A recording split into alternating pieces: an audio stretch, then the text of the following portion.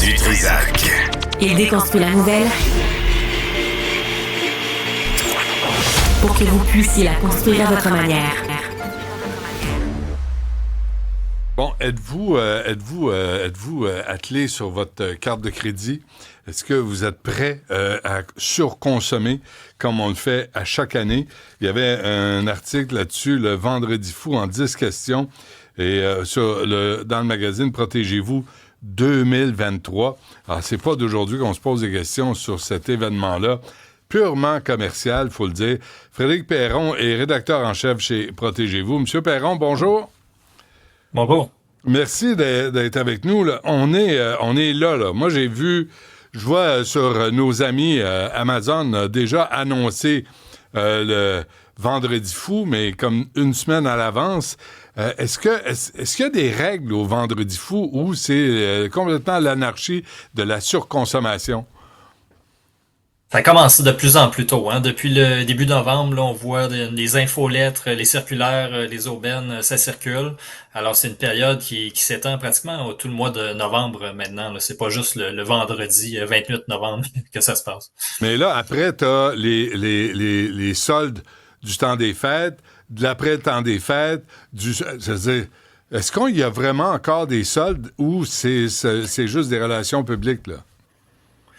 Nous, quand on fait des relevés de prix, on est en train d'en faire justement là, pour le Vendredi fou. On voit effectivement des soldes qui sont parmi les meilleurs qu'on a vus dans l'année. Donc, en général, oui, c'est des vrais rabais, puis on est en mesure de les vérifier parce qu'on fait des historiques de prix sur les produits qu'on suit. Donc, oui, il y a des aubaines, puis souvent, par contre, il faut regarder les dates. Il y a des aubaines qui vont se terminer juste avant le Vendredi fou. Il y en a qui vont avoir lieu au Vendredi fou. Il y en a qui vont même avoir lieu jusqu'à Noël. Donc, ça dépend là, ce que vous voulez acheter. Il faut vraiment vérifier les détails. OK. La question est bien simple, M. Perron. Là, finalement, est-ce que le Vendredi fou, tout ça, là, ça représente des belles occasions ou c'est une arnaque pour consommer, surconsommer, avec toutes sortes de petites règles là, écrites en tout petit, là? Ce qu'on voyait beaucoup à l'époque, c'était des annonces là, du genre des très bons rabais, mais seulement en magasin. Puis là, les gens arrivaient en magasin, puis il y avait seulement quatre iPads au rabais annoncé. On voit moins ça aujourd'hui un peu. Là. Aussi, il y a une concurrence entre les marchands. Souvent, quand on va avoir un produit en rabais, il va l'être sur Amazon, mais il va l'être aussi chez Best Buy, chez Canadian Tire. Donc, les gens ont le choix du marchand. Alors, on voit un peu moins ça, là, des arnaques, entre guillemets, comme vous dites. Les rabais qui sont annoncés, en général, c'est des vrais rabais. Là. OK. Donc, Vendredi fou, c'est le 28 novembre. Cyber lundi, c'est le 1er décembre. Est-ce que les gens sont encore à l'affût de ces journées-là? Est-ce que vraiment ça marche? Oui, c'est les plus grosses journées de transactions là, pour les consommateurs et les marchands. C'est vraiment le Vendredi fou qui a devancé même le Boxing Day, là, qui était la journée, qui est la journée après Noël, où il y a des gens aussi qui achètent toujours un peu de dernière minute juste avant Noël, mais la plus grosse journée de transactions selon Moneris, c'est vraiment le Vendredi fou. Puis quand on regarde les intentions d'achat aussi, selon le Conseil québécois du commerce de détail, il y a plus de la moitié des Québécois qui prévoient faire des achats au Vendredi fou. Ouais, puis il y a plein de sondages à propos du Black Friday, du Vendredi fou. Je lisais septembre 2025, les Canadiens devraient dépenser presque 9,3 milliards de dollars pendant le Vendredi fou. Donc ça marche. Si je rate le Vendredi fou là, si je suis trop occupé puis je fais ça le 23 décembre, est-ce que je rate des belles occasions? C'est possible. Donc, on conseille, si vous avez des achats à faire, vous avez des vrais besoins là, pour vos achats de Noël, pour vous-même, ce serait le temps de suivre ça de près. Là. Cela dit, il y a des marchands qui annoncent leurs prix comme étant des prix qui vont être bons jusqu'à Noël et même jusqu'à la fin de l'année. Okay. Donc, ça met des fois un peu moins de pression là, sur le consommateur.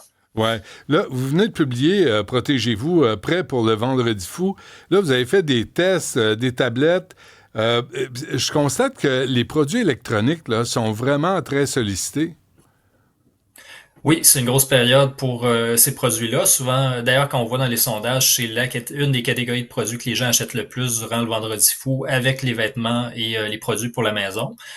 Nous, évidemment, on teste beaucoup de produits électroniques, là, tablettes, écouteurs, téléphones et autres. Donc, tous ces tests-là sont mis à jour en vue du vendredi fou. C'est une grosse période pour nous aussi.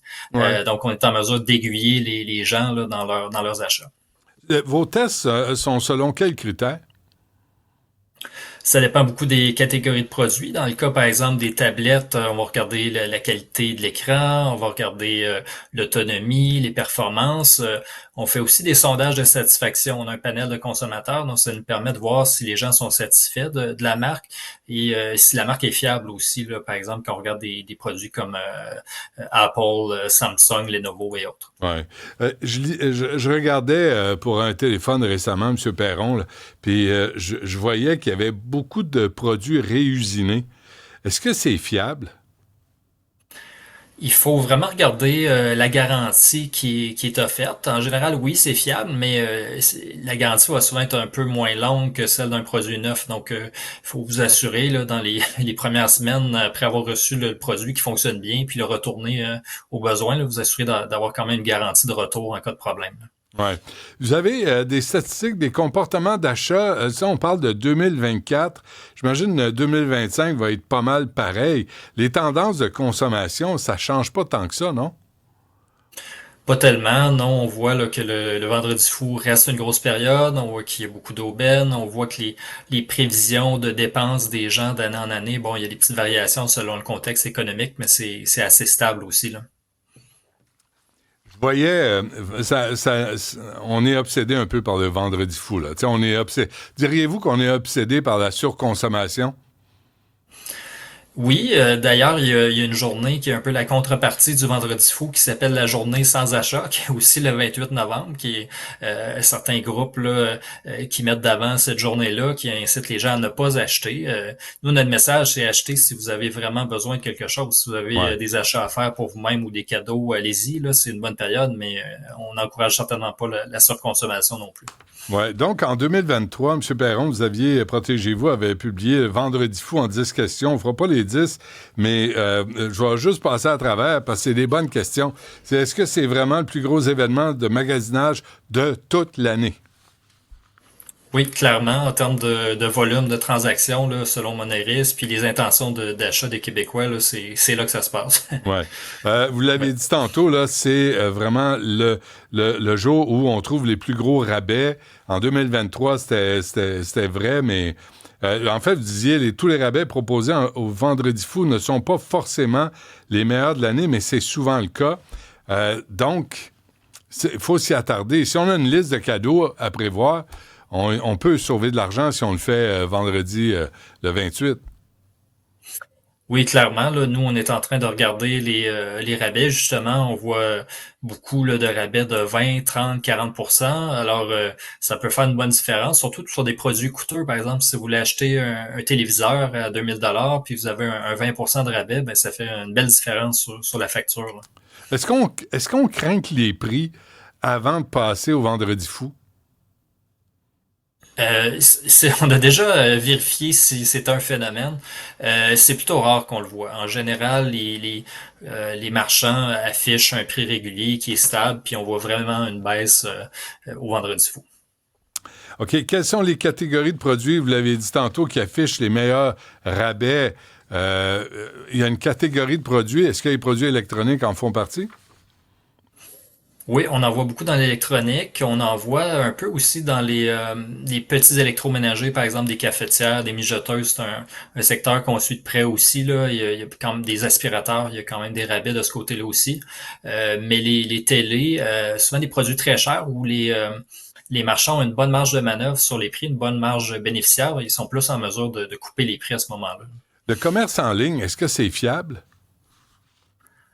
De plus en plus, le consommateur est bien protégé autant par la loi sur la protection du consommateur, puis aussi même avec sa carte de crédit, là.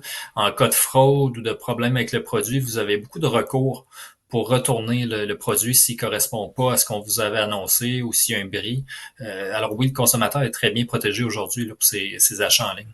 Mais le vendredi fou, M. Perron, c'est au détriment des commerces québécois. Moi, je vois Amazon reste la plateforme de commerce électronique à 79% des acheteurs et Walmart à 45%. Où sont les commerces québécois là-dedans? On se fait manger tout rond. C'est difficile. Cela dit, ils y participent aussi pour la plupart. Je pense que le réflexe à faire, c'est de regarder pour un produit que vous considérez quels sont les marchands qui offrent le fameux produit, puis là, essayer d'aller vers un marchand que vous aimez, un marchand québécois autant que possible.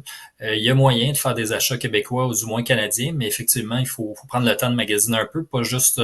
des fois, c'est un peu facile d'acheter sur Amazon, c'est un très grand marchand. Ah, c'est... Beaucoup de gens sont abonnés, donc il faut des fois peut-être prendre le réflexe de regarder un Ouais. peu ailleurs aussi.